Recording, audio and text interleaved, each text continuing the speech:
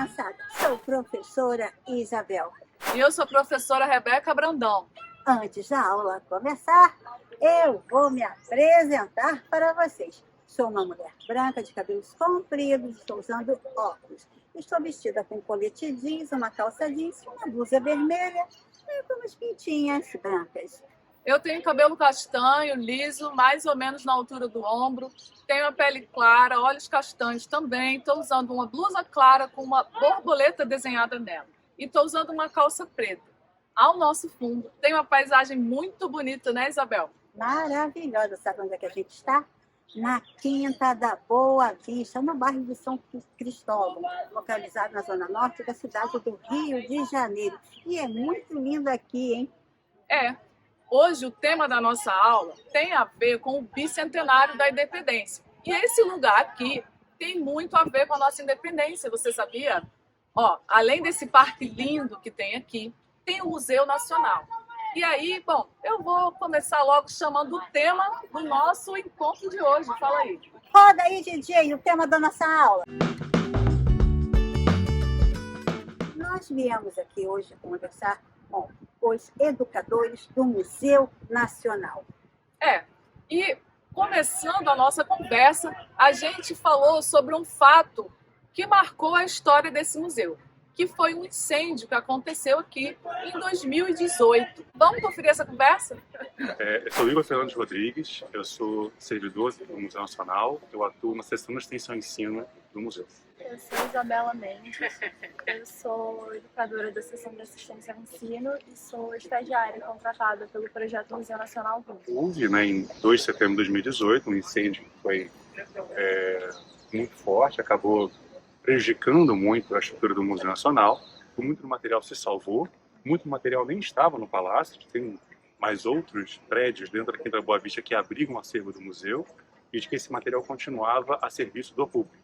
Então a gente passou a realizar essa atividade aos domingos, expondo, conversando, trazendo esse material para ter contato novamente com o público da Quinta da Boa Vista do Rio de Janeiro, do Brasil. A Luzia é uma figura muito icônica para o Museu Nacional, ela é a brasileira mais antiga que a gente tem registro.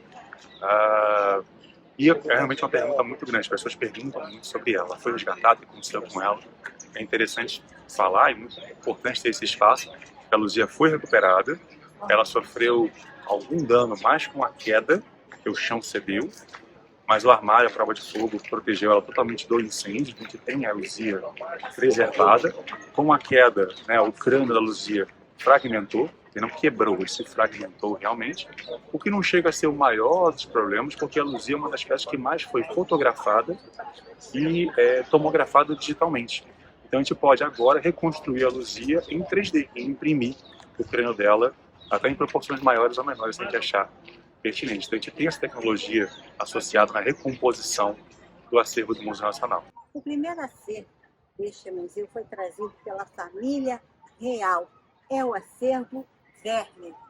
Pessoal, e esse acervo perdurou aí durante toda a história desse museu. Olha que legal! Agora, vamos conferir na conversa com o Igor e com a Isabela sobre isso. Então, a gente tem expostos agora alguns dos itens da coleção Werner, que é uma coleção de minerais que pertencia à família real portuguesa. Ela foi adquirida na Alemanha, numa escola especializada em estudos de geologia. E quando a família real fugiu para o Brasil, eles trouxeram essa coleção porque haviam ordens de Napoleão para que ela fosse confiscada e levada para a França. Então, já existia um interesse de alguns membros da família real no estudo das ciências, e essa coleção ela foi a primeira a fazer parte do acervo do Museu Nacional, quando ele foi fundado, ainda no nome de Museu Real, lá no centro da cidade. Mostrar como a ciência está no nosso cotidiano, O tempo inteiro a gente está utilizando, mesmo que não é tão tecnológico assim, está usando só papel e lápis. O grafite é um mineral, é um minério que pode ser extraído e utilizado dentro do comércio, extraído comercialmente. E todo esse acervo que foi composto e continua sendo acrescido ao Museu Nacional, ele tem, logicamente, uma finalidade de preservação, de exposição, que as pessoas conheçam, mas também de estudo para exploração, no contexto comercial e desenvolvimento tecnológico do Brasil. Bom, aqui nesse Museu Nacional tem um personagem muito famoso e querido por quem visita há muitos anos esse museu. É o meteorito Bendegó. Sabia, Isabel, que esse meteorito levou muito tempo para ser transportado para cá e foi uma aquisição muito difícil do museu conseguir, porque ele é muito pesado. A Comissão Científica do Império, ela existia para fazer essas explorações, essas pesquisas em todo o território do Império Brasileiro, e ela soube, né, por uma pessoa local da região interior da Bahia, de que existia uma rocha que ficava no leito de um riacho, em que ela tinha propriedades diferentes das demais. Era uma rocha que mesmo no calor, que mesmo no meio do dia, né, com o sol a pino, ela não esquentava. E aquilo despertou a curiosidade, deve ser alguma coisa importante. Então a Comissão Científica do Império foi despachada do Rio de Janeiro, que era a capital do Império, até a Bahia para investigar. Chegando lá, não houve uma definição do que era aquela rocha, mas se percebeu que ela tinha algumas características incomuns. Então se tentou tirar essa rocha e trazer para o Rio de Janeiro para que pudesse ser mais profundamente estudado, o que não deu certo. Tentou se colocar num carro de bois e o carro quebrou. Afinal de contas, era uma rocha de 5 toneladas, não era uma coisa que se carregava facilmente. Foi um processo muito longo, muito árduo, que demorou aproximadamente 100 anos para conseguir sair da região de Bendegó, onde ela foi encontrada, até chegar aqui no Rio de Janeiro. Hoje em dia a gente sabe que se trata de um meteorito e que, na verdade, ele não é uma rocha. A composição dele é principalmente ferro e níquel.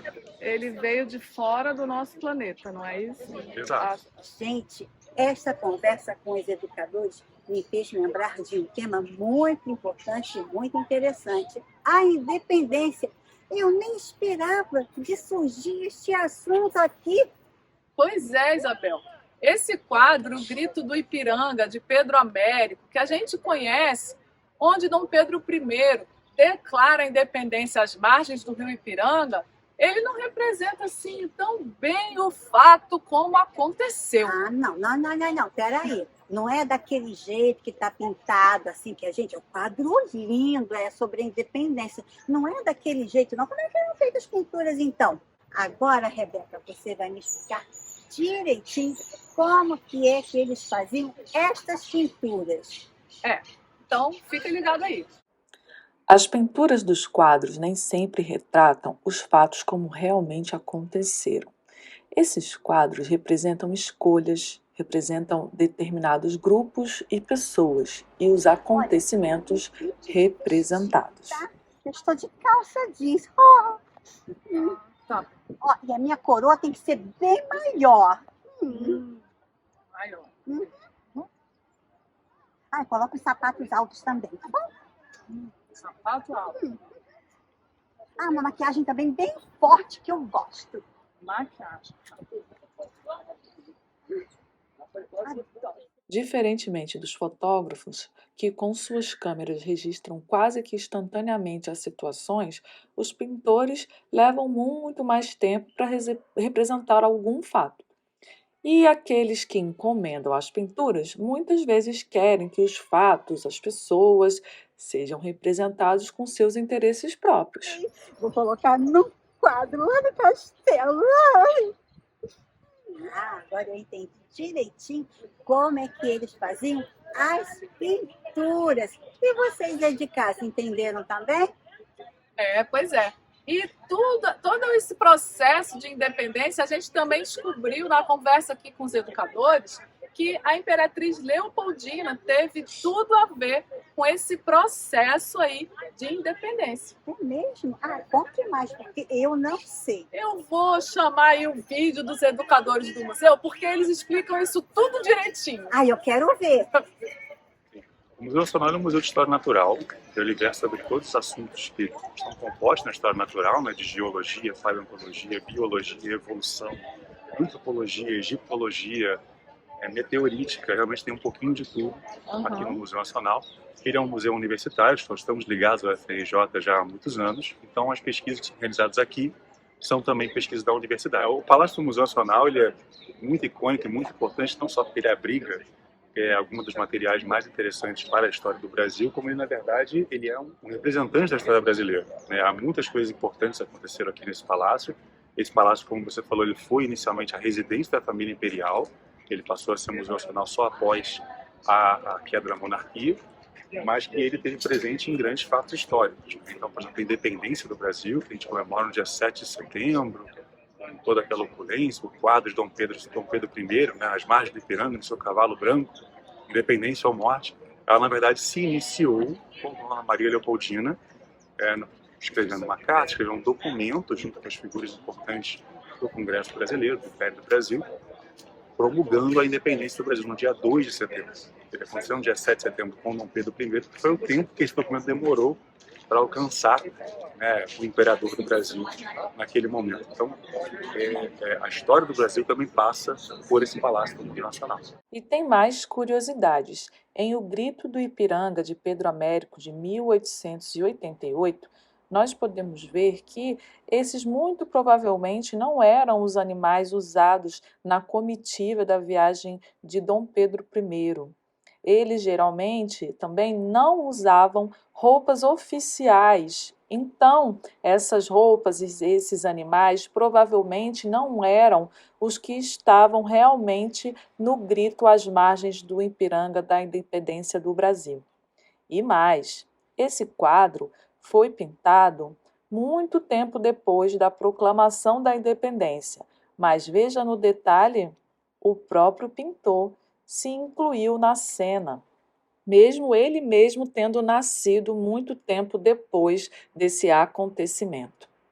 Muitos outros personagens e outros processos fizeram parte do processo de independência do Brasil, como é o caso de Maria Filipa e a Batalha de 7 de janeiro de 1823. A gente até sentou aqui para conversar, porque a professora Isabel vai falar de uma personagem que eu desconhecia, né? Que teve muita importância também no processo de independência.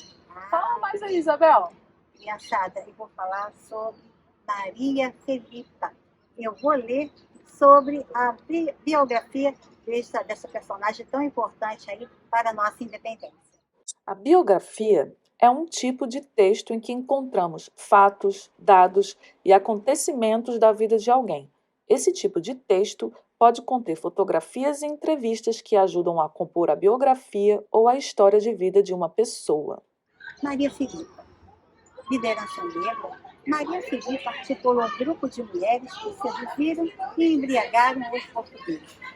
Após conseguirem dominar os oponentes e queimarem suas embarcações, uma pequena batalha ocorreu no dia 7 de janeiro de 1823, na ilha de Itaparica, que, embora o fato tenha ocorrido de forma pontual, resultou em uma significativa queda no número de soldados das tropas portuguesas. Não há certeza sobre a imagem de Maria Filipa, porém, a mais difundida em livros e no domínio da internet é da perita técnica Filomena Modesto Alves.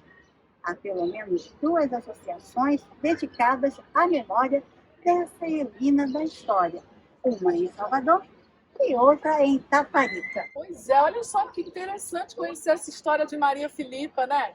E para você ver, alguns personagens tiveram pintores que retrataram eles desses fatos históricos, e já a Maria Filipa, a gente tem dificuldade de registro de imagens em pinturas, etc. Mas o nosso encontro já está se aproximando do final.